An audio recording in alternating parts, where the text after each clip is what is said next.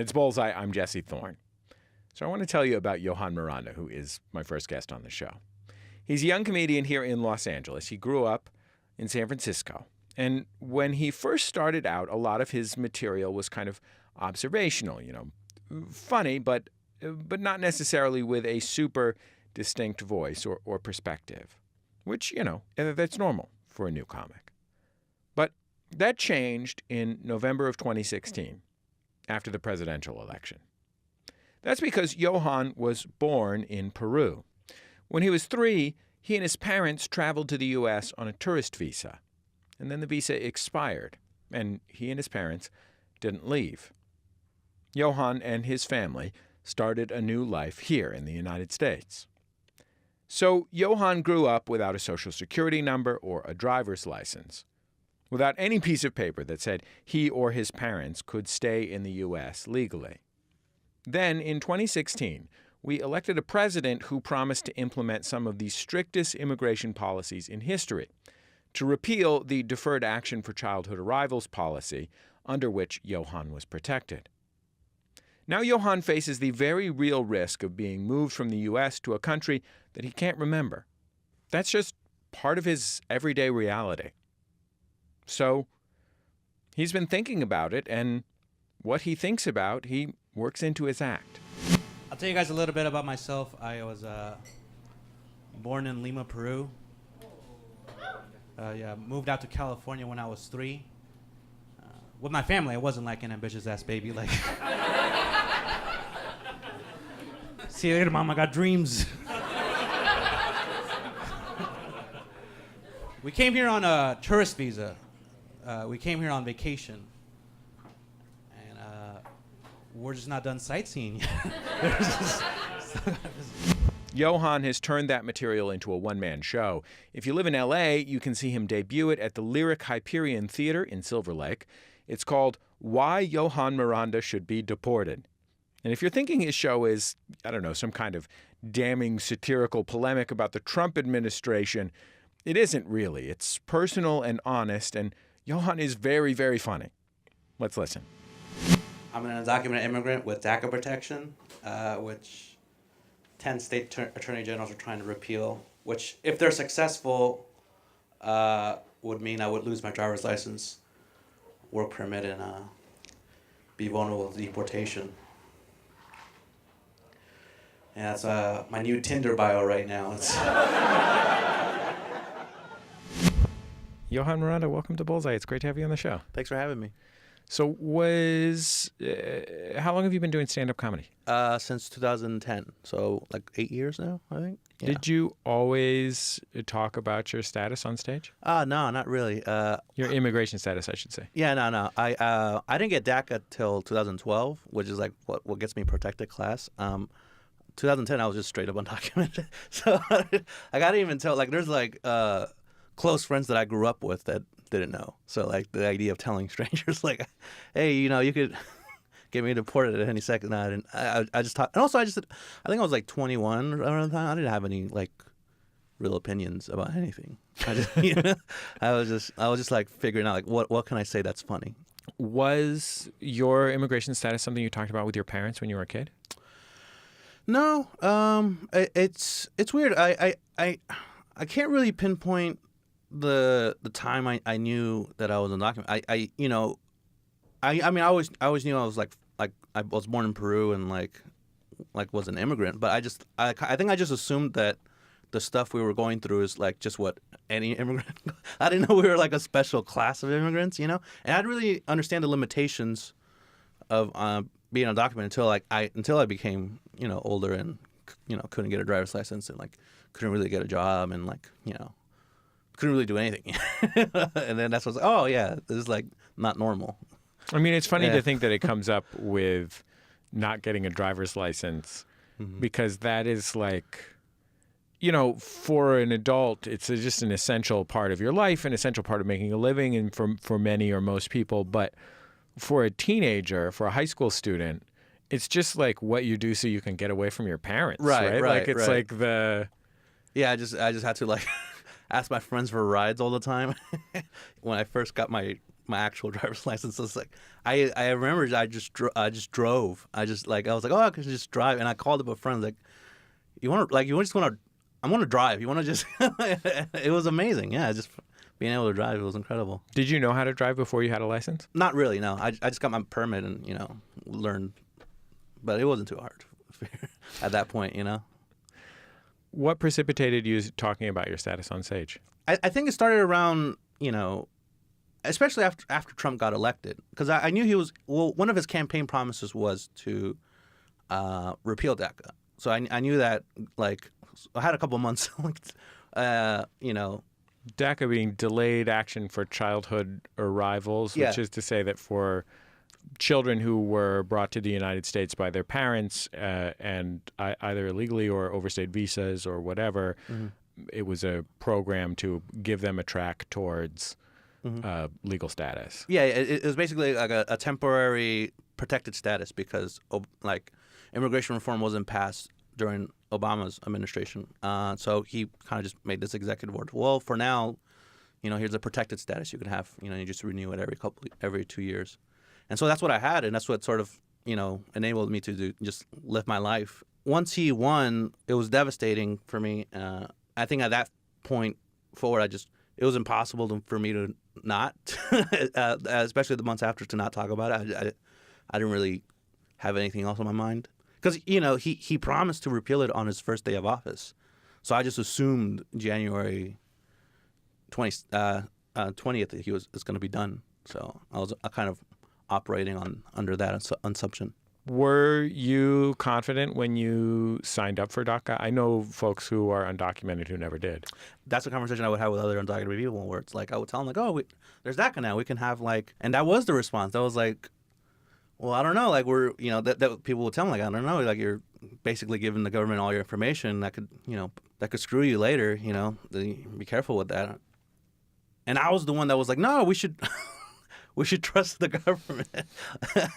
It'll be fine. And then, so I was the dummy in hindsight for trusting the government. Yeah. Who in your life did you talk to about it when you were a teenager or whatever? Once you knew what the deal was, but were still, to some extent, a kid? The few people that I knew that were in my situation, around my age as well. So other, DACA recipients I would talk to them. They figure out different ways to get around it. It's not like an identity. It's not like a social group of It's just like, oh, this person's also going through. I don't know. It's just something you accepted. That it's just this is a thing that is kind of a thing you can't do. So yeah. Did it affect your plans for your life when you were a teenager?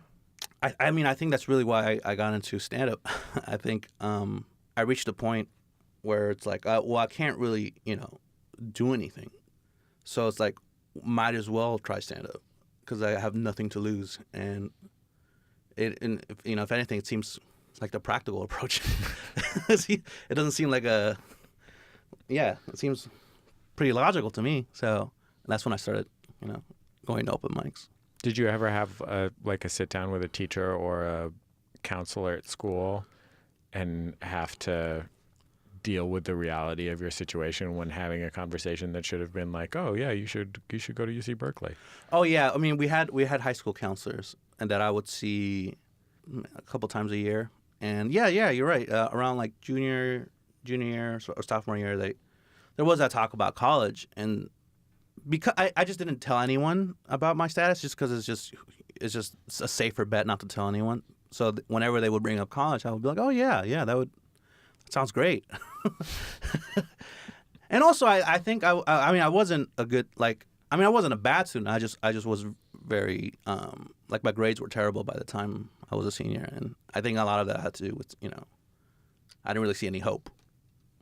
So I was like, well, not even try, Did you have a job? Yeah, I did things for money. I can't really go into be a little more specific because it sounds horrible so far. Well, I can't really go into details, but yeah. I mean, I found But I not anything. Or any that, of these things that used to be illegal in California, and now there's some legal protections for them that a lot of high school students do. I'm not saying exactly what they are, but if the other high school students have a certain need, yeah. But not enough to like I live with my folks. I mean, the whole time, and I think partly that's also just being in the Bay. It's way too expensive too.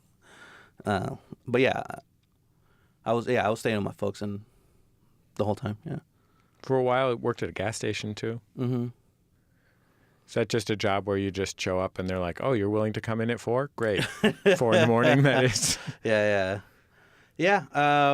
There's no real job prospects, and so I think I remember I went to I think I was around 19, 20, and I was like, well, what are my options here? So a barber school opened up near me. I was like, well, I can do that. I mean, I don't know exactly how I can. So I started going to barber school and sort of, I would cut my friends' hairs and, I could just do that. And around the time it came to because it's a 9-month program, and I would just go and I really enjoyed this barber school. But yeah, around month 8, they were like, well, it's time to apply for your exam. And so they gave me the application, and it's like, oh, you need a Social Security. So I was like, well, I can't really, do this, I guess. So I didn't take the exam, which I guess I can go. I talked to that teacher recently. I'm like, I can take it at any point. So if comedy doesn't really pan out, I could become a barber. I mean, I'm just saying, a lot of comedians need haircuts. Yeah. I have a clientele of, Yeah, it's built in. Yeah. You're the next barber. Jonathan Van Ness, barber to the comedy stars. Yeah. So, yeah. But yeah, around that time, that's when I started doing stand-up. Because I was like, oh, well, there's literally nothing I can do. Let's hear a little more stand-up from my guest, Johan Miranda. This is from a set that he did at Hot Tub here in Los Angeles, which is sort of an alternative stand-up show. In this bit, he's talking a little bit about the neighborhood that he and his family settled into in California after they came to the United States from Peru. We moved to San Francisco in the Fillmore district, which when I was a kid, it was a black neighborhood. Not really the case anymore. It's been gentrified.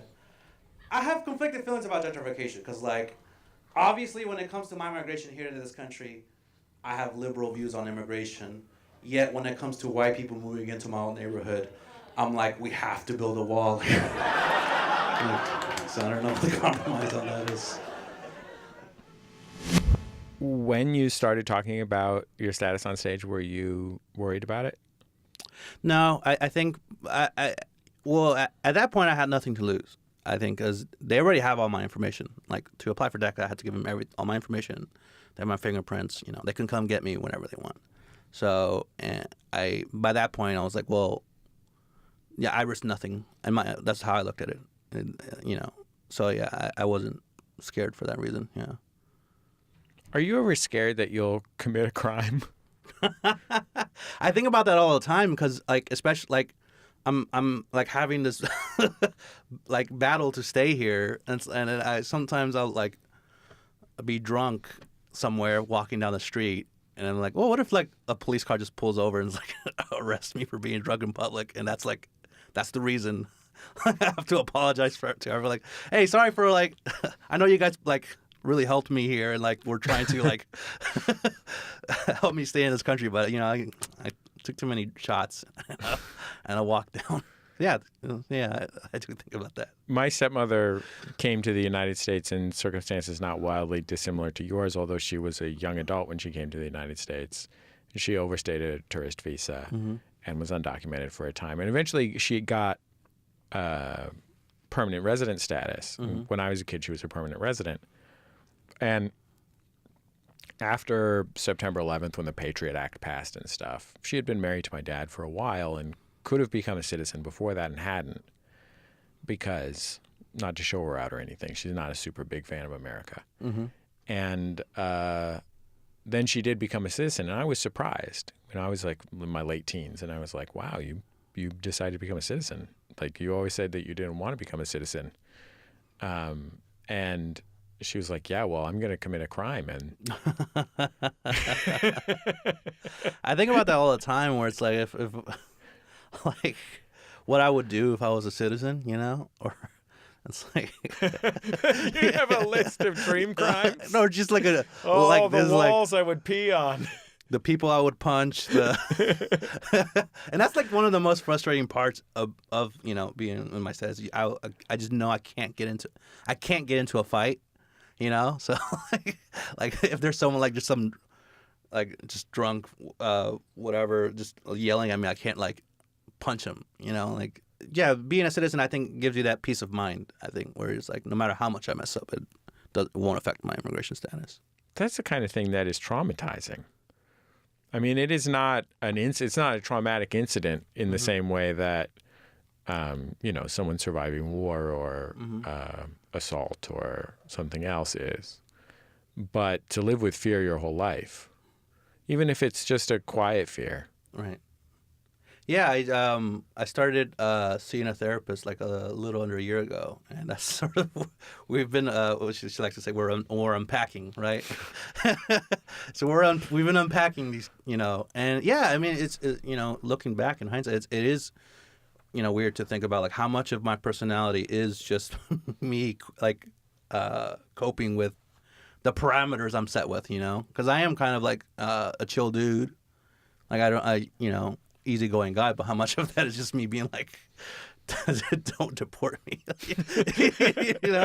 like what like yeah, like I don't like what if I hadn't grown up with this talent? I could have been a monster, or I could have been I don't know. So yeah, it is interesting to think about in those terms. Yeah. When you started talking about your status on stage, I guess you were probably still living in San Francisco. What kind of reaction did you get?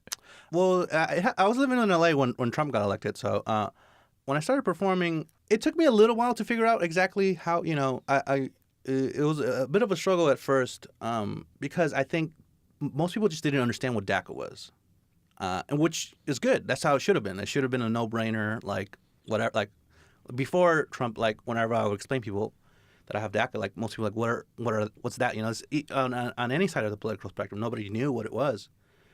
And so when I first started talking about it, a lot of it had, was me explaining exactly what the situation is. I think as time moved forward and more people became aware of the DACA situation, it became easier because it was like, oh, I could just start in the middle, like this is, and like just have fun with it as opposed to explaining the whole, the whole background story.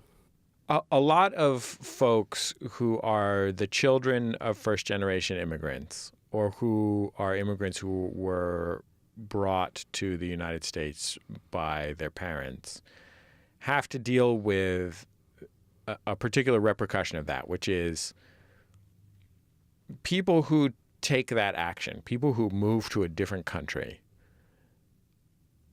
are very special people. They're like brave.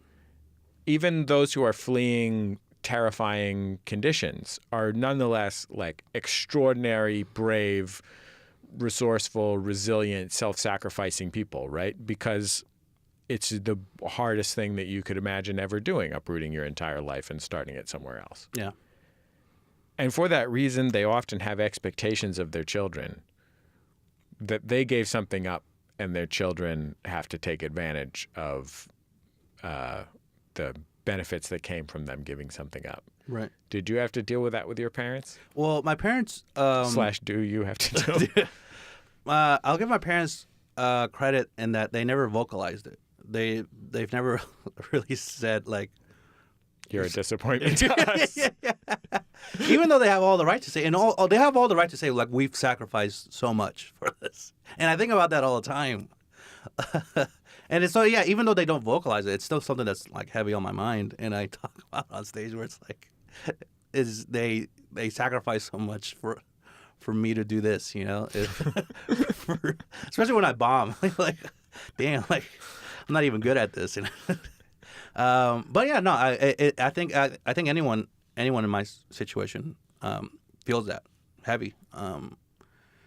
It's just and I think that goes along with I'm definitely against any attempt to criminalize parents for that reason. I think especially with DACA, there's sort of this narrative. While it's well-meaning, it's kind of harmful. Of like, well, the DACA recipients are innocent. Right. Don't blame them. It's the parents who like did the evil thing. And it's like, well, not really. Like, I'm glad my parents. Like, if I went back in time, I would tell them go earlier. Like I fully support what they did, and I think that's why a lot of DACA recipients are against these kind of compromises, like legislative compromises that protect DACA recipients, but also like heavily criminalize the parents, basically. And it's like, well, you can't. That's not. It doesn't really represent how my actual lived experience of like my parents are better people than me, stronger people, and so it's like anything that criminalizes undocumented parents, it just doesn't ring true to me. So now that you've done this, talked about your status on stage, and it's been a couple years now, are you glad you did it?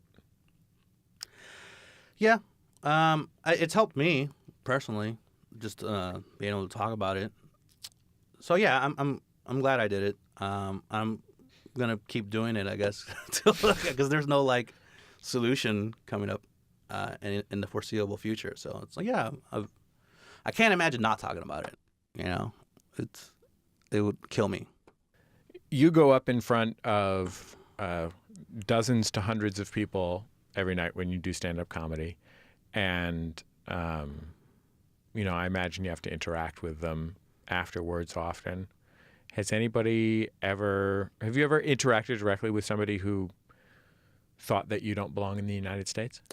I've only had one incident because I perform mostly in LA and San Francisco, so everyone's usually chill. I remember a couple of months after the elections, before Trump even got inaugurated, I was performing in Sonoma, and this is in Northern California. Northern California, yeah. And it was, the host was doing his set and kind of acknowledged that there was like Trump supporters in like the front row, and like kind of bantered with them, and so I knew that like the host was like, hey, there's Trump supporters in the front row. So I go on stage and I don't really interact with them. And at that point, my immigration material was just me I wasn't really even saying anything. I wasn't making a point. I was just saying this is what it's like. This is what it's like been like, just finding out like, oh, I could be deported soon. That's how I started off my set. But I'm not really like being confrontational. I'm just saying my stuff, and they get up and leave. They're like, oh, I didn't come here to listen to this, and they leave. And the rest of my set just goes fine because I acknowledge that. Oh well, I acknowledge that it's kind of weird, but I just keep going and it's fine. What was interesting is, I get off stage and the host. I found this out later. The host introduces the next comic. It's Asian lesbian comic by the name of Irene Tu. She goes up next, and at this point the Trump crowd is back at their table. At the moment she goes on stage, one of the guys goes, "Ugh, another one." so yeah, they were just terrible all around. Yeah, they were just mad at everyone. Were you working on anything when you decided when the president got elected and you decided to go? I was working on a bit about Titanic. The movie Titanic? Yeah. Uh-huh. I was like literally in the middle of like working this chunk about Titanic and about I was making the case that Jack and Rose were bad people. Uh-huh. Because like there was a scene where Rose like was she was on the rescue boat and like saying bye to Jack, who was on the ship, and then she decided to jump back into the ship because she loved him so much and wanted to die with him. And I was like, well, somebody else could have been saved. Like a person died because of that stupid gesture. You waited too long. You waited too long. Back. Yeah. So it's like, no, they're bad, selfish people. And also, the husband wasn't really like, no, I'm just doing the bit. But yeah, I was excited about that bit.